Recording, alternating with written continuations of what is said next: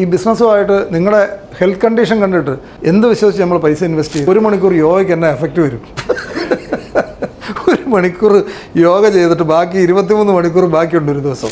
നമ്മുടെ എല്ലാവരുടെയും ഉള്ളിലുള്ള വിസറൽ ഫാറ്റ് എന്ന് പറയും. വിസറൽ ഫാറ്റ് നിങ്ങൾ കേട്ടിട്ടുണ്ടോ? അത് നിങ്ങൾക്കൊരു വണ്ടി ഉണ്ടെങ്കിൽ, നമുക്കൊരു വണ്ടി ഉണ്ടെങ്കിൽ, ഒരു 2 വീലർ ഉണ്ടെങ്കിൽ പോലും ആ 2 വീലറിനകത്ത് എന്ത് എഞ്ചിൻ ഓയിൽ ഒഴിക്കണം, എന്ത് ഫ്യൂൽ ഒഴിക്കണം, ഇതെല്ലാം നമുക്ക് കൃത്യമായിട്ട് അറിയാം. നിങ്ങൾക്കറിയാമെന്നറിയില്ല, നമ്മുടെ റിലയൻസിൻ്റെ അംബാനി അദ്ദേഹം ബോംബെ മാരത്തോൺ ഓടാൻ തുടങ്ങിയത് എന്നു പോലാണെന്നറിയോ? അങ്ങനെ ഒരിക്കൽ US വലിയൊരു ഇൻവെസ്റ്റേഴ്സ് മീറ്റിന് പോയി അവിടെയെല്ലാം പോയി പുള്ളി തുടങ്ങാൻ പോകുന്ന വലിയ ബിസിനസ്സിൻ്റെ കാര്യങ്ങളൊക്കെ പുള്ളി സ്റ്റേജിൽ നിന്ന് പ്രസൻറ്റ് ചെയ്യുക. പ്രസൻറ്റേഷൻ കഴിഞ്ഞിട്ട് ആർക്കെങ്കിലും ഇൻട്രാക്റ്റീവ് സെഷനാണ്, ആൾക്കാരും ചോദ്യങ്ങൾ ചോദിക്കാം.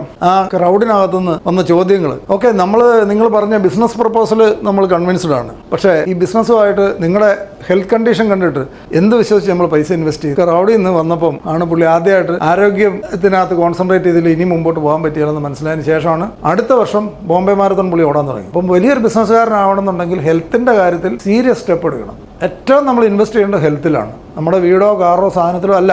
ആരെങ്കിലും പറയുന്നുണ്ട് ഏറ്റവും മിനിമം ലെവലിലുള്ള വീട്, മിനിമം ലെവലിലുള്ള കാറ്, അപ്പുറം ഒരു കാരണവശാലും പൈസ ഈ സാധനത്തിൽ ഇൻവെസ്റ്റ് ചെയ്യരുത്.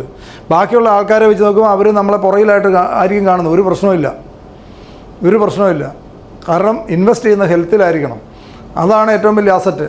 അപ്പോൾ ഹെൽത്തിൽ ഇൻവെസ്റ്റ് ചെയ്യാമെന്ന് പറഞ്ഞാൽ ഇനി മുതൽ നമ്മൾ നിർബന്ധമായിട്ടും നമ്മൾ കഴിക്കുന്ന ഫുഡ് ചൂസ് ചെയ്യാതിരിക്കണം.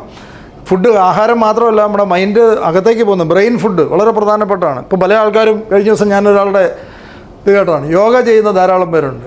ഒരു ദിവസം രാവിലെ 1 മണിക്കൂറൊക്കെ ഇരുന്ന് മെനക്കെട്ട് യോഗ ചെയ്യുന്ന, ബാക്കി 23 മണിക്കൂറും ആൾക്കാരെ ചീത്ത വിളിച്ചും തെറി പറഞ്ഞുകൊണ്ട് നടക്കുന്നത്. ഈ 1 മണിക്കൂർ യോഗയ്ക്ക് തന്നെ എഫക്റ്റ് വരും.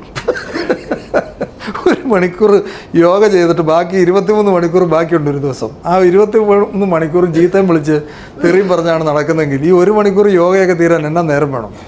അപ്പോൾ 24 മണിക്കൂർ യോഗ മൂഡിൽ ജീവിക്കുക എന്നുള്ളതാണ്. അതായത് ആരും ചീത്ത വിളിച്ച് കഴിഞ്ഞാൽ ഓക്കെ, അത് അവൻ്റെ പ്രശ്നം, നമ്മളെ ബാധിക്കുന്ന കാര്യം ആയിരിക്കരുത്. ആവശ്യമില്ലാത്തതിനൊക്കെ കയറി തലവെച്ച് സ്ട്രെസ്ഫുള്ളായിട്ട് ജീവിക്കരുത്. കാരണം നമ്മുടെ മൈൻഡ് സെറ്റ് പോകാതിരിക്കുക, നമ്മൾ ബ്രെയിനിലേക്ക് ഏറ്റവും നല്ല ഫുഡ് കൊടുക്കുക, നല്ല വാർത്തകളും വളർന്നവരെക്കുറിച്ചും വളരുന്നവരെക്കുറിച്ചും പുതിയ കാര്യങ്ങളും ഗ്രോത്തിനെക്കുറിച്ചും. ഇതിനകത്ത് വേറെ ഇഷ്ടം പോലെ സാധനങ്ങൾ നടക്കുന്നുണ്ട് പുറത്ത്. ഇതിലൊന്നും ഇത് മുഴുവനും നമ്മുടെ തലയിലേക്ക് കയറ്റാതിരിക്കുക. നമ്മുടെ വളർച്ചയ്ക്ക്, നമ്മുടെ ലക്ഷ്യത്തിലേക്ക് എത്താൻ പറ്റുന്ന ഇൻഫർമേഷൻ മാത്രമേ പോകാവുള്ളൂ.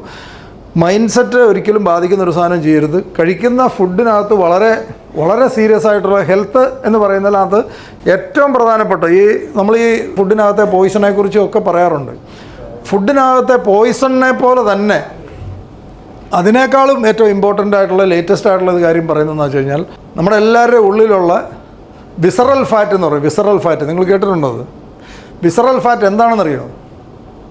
അതാണ് നമ്മുടെ പല രോഗങ്ങളിലേക്ക് എത്തിക്കുന്നത്. ഡയബറ്റിക്കിലേക്ക് എത്തിക്കുന്നത്, ക്യാൻസറിലേക്ക് എത്തിക്കാനുള്ള കാരണം, ഹാർട്ട് ഡിസീസിലേക്ക് എത്തിക്കാനുള്ള കാരണം, PCODയുടെ കാരണങ്ങൾ. ഇതിൻ്റെ ഏറ്റവും പ്രധാനപ്പെട്ട സംഭവം വിസറൽ ഫാറ്റാണ്. വിസറൽ ഫാറ്റ് എന്ന് പറഞ്ഞാൽ എന്താണ്, എങ്ങനെയാണ് ഉണ്ടാകുന്നത്? ഞാൻ എപ്പോഴും അത്ഭുതപ്പെടാറുണ്ട്. നിങ്ങൾക്കൊരു വണ്ടി ഉണ്ടെങ്കിൽ, നമുക്കൊരു വണ്ടി ഉണ്ടെങ്കിൽ, ഒരു 2 വീലർ ഉണ്ടെങ്കിൽ പോലും ആ 2 വീലറിനകത്ത് എന്ത് എഞ്ചിൻ ഓയിൽ ഒഴിക്കണം, എന്ത് ഫ്യൂൽ ഒഴിക്കണം, ഇതെല്ലാം നമുക്ക് കൃത്യമായിട്ട് അറിയാം. നമ്മുടെ ഈ മെഷീനകത്തേക്ക് കൊടുക്കേണ്ട സാധനത്തിൻ്റെ ക്വാളിറ്റി ഏതാണ് കൊടുക്കേണ്ടത് നമുക്കറിയാമല്ലോ. ഒന്ന് ആലോചിച്ച് നോക്കി, എത്ര വിരോധാഭാസമാണെന്ന് ആലോചിച്ച് നോക്കി. അത് മാത്രമാണ് ഇവിടുത്തെ രോഗത്തിൻ്റെ കാരണം.